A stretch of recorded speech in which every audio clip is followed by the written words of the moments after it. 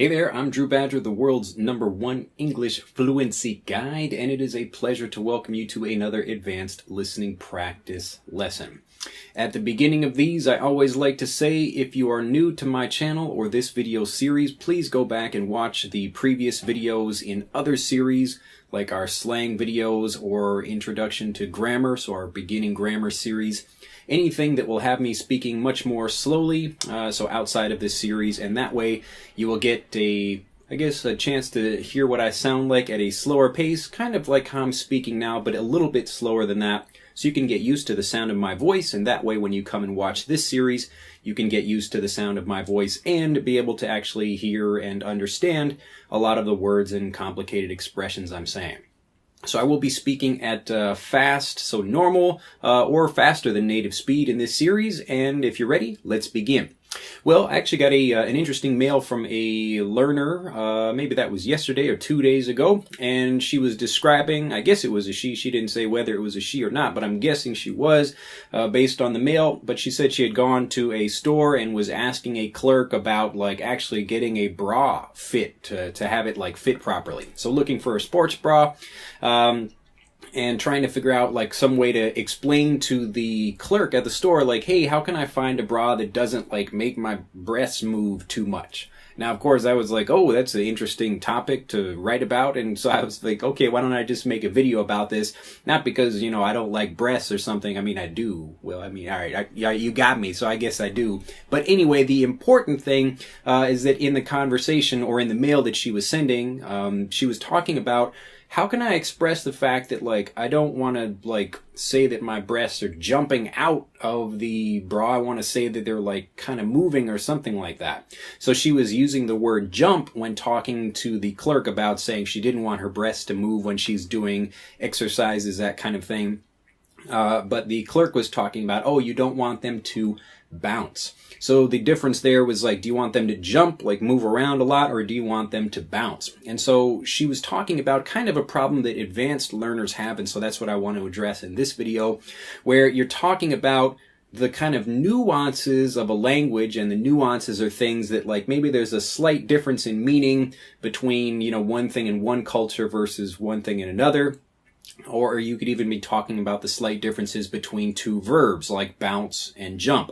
Now, bounce, when you think about bouncing, is like something kind of goes down and comes back up again, like a basketball. So a basketball falls down and comes back up. This is to bounce. But jump is like you're at a particular standing point and then you move up into the air, something like that. So, I mean, a breast, you know, if it's in a bra or whatever and you're jumping around, it would, like, kind of move around, something like that. So this is more of a bouncing motion than a jumping motion, because a breast doesn't just, like, whoop, like jump. I hope not. I've never seen that before, but they do bounce, especially if you're moving around doing exercises, things like that.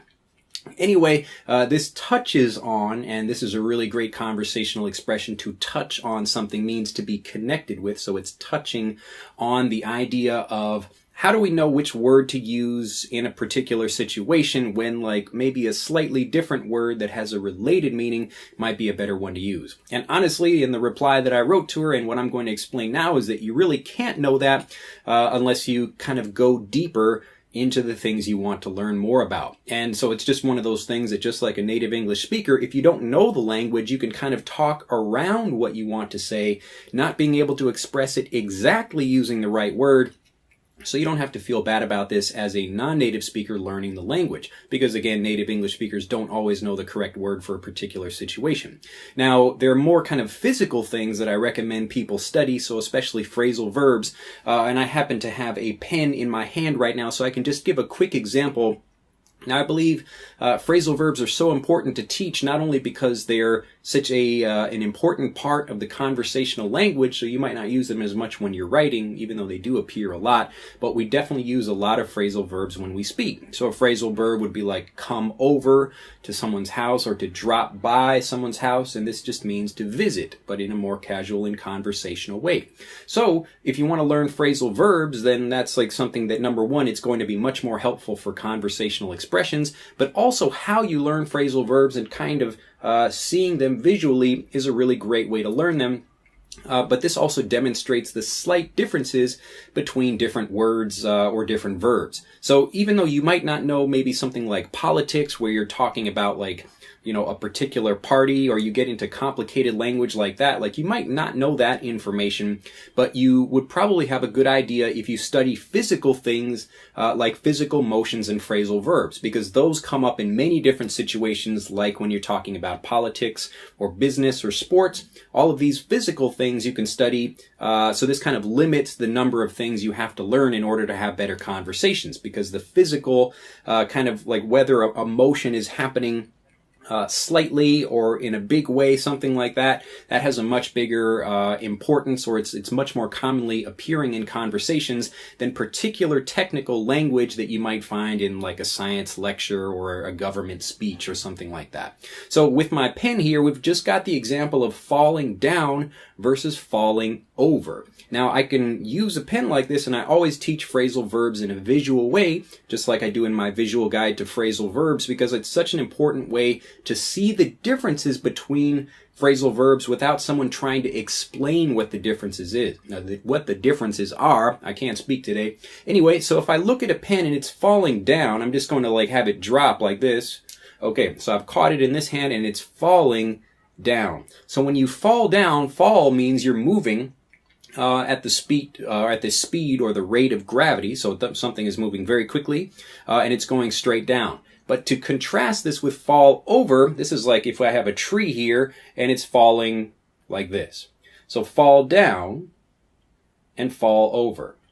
Now I'm demonstrating this just because I want to make it very clear that when you're using something like this, not only should you be learning visually, but really the visual things, again, I just want to make this point really clear, are the things that you should be learning and using much more in conversations, because you can see the kind of subtle differences between the way like one thing moves when you're learning it that way. So you might learn the difference between jump or bounce, or, you know, bound or something else like that. So maybe you have like a small hop or a larger jump or other things like that, but you're really not going to get a good sense for these things unless you practice them. But you really won't understand them very well unless you see them visually. So the two key points I want you to kind of take away from this video are, instead of worrying about the technical language, you want to kind of develop an advanced understanding of more verb use and kind of basic things, but in a wider way. So you want to be learning more things and be studying the synonyms and antonyms of words. Now, a synonym is a related word for something. So bound and jump are two related words, and sometimes they have the same meaning, sometimes they don't. Like a bound, maybe you could like hop a little bit, and a jump, maybe you could hop a little bit. Now, you don't have to be too particular about these kinds of things. Often you'll get much more colorful language where you're using, instead of a word like jump, you'll have a word like bound, or, you know, some other thing like leap. Like a leap is like a really big jump. And you'll see this in more literature. So if you read more, maybe fiction work, so books, novels, that kind of thing, where they're going to give you stories and use much more colorful language to try to describe something in greater detail. Now, the kind of stuff I teach, like I do teach these things, but it's trying to be a bit more explicit about specific vocabulary that you should be learning. And I don't want to go like too deep into specific things like kind of what I do in normal videos like this, just because I want to give you more general principles to learn and then use those, or have you use those in order to get fluent. So the general principle for this video is that you should be trying to focus on learning a wide array.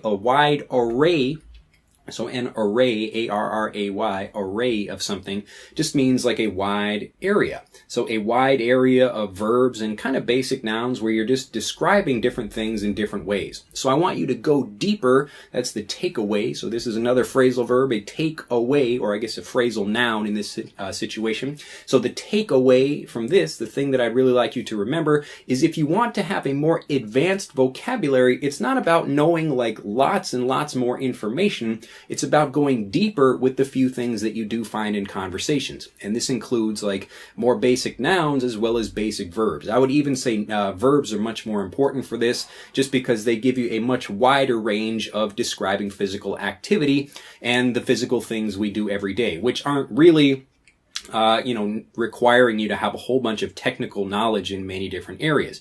So learn a little bit about many different subjects, whatever those things happen to be. Maybe you know like more about science than computers, or whatever you happen to be interested in. But if you can also learn a lot more about the the physical things, like you would look for a word like jump online, and then you would check, like I happen to use my online dictionary is Merriam-Webster.com, so m-w.com, and you can go there and look up, not only listen to the sounds of words if you want to hear how they sound, but you can also check like the synonyms and antonyms of words. So a word that's like the same as that word or similar, or the words that are opposite to that thing as well. So maybe like jump might not have an opposite word, but it'll have some synonyms where they give you like hop and leap and jump, and then you can start searching through those.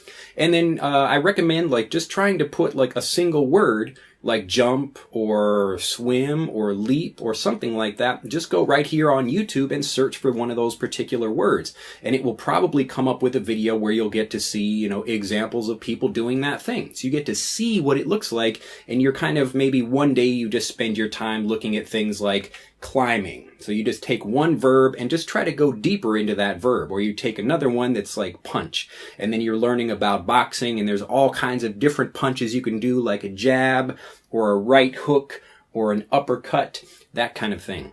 But you don't learn these things and you can't use them in conversations unless you actually take the time to experience them for yourself. Anyway, I don't want to give you too much, but that's my my tip for you for today in this advanced listening practice lesson. If you have enjoyed this video, do give it a like, or give it like 8 likes if you can. I don't know how that's possible to do, but like, click on it a bunch of times, something like that, and maybe YouTube will say, hey, like, let's give this guy like more likes. And do share this video with some other people if you've also found it enjoyable, and become a subscriber if you're not already a subscriber.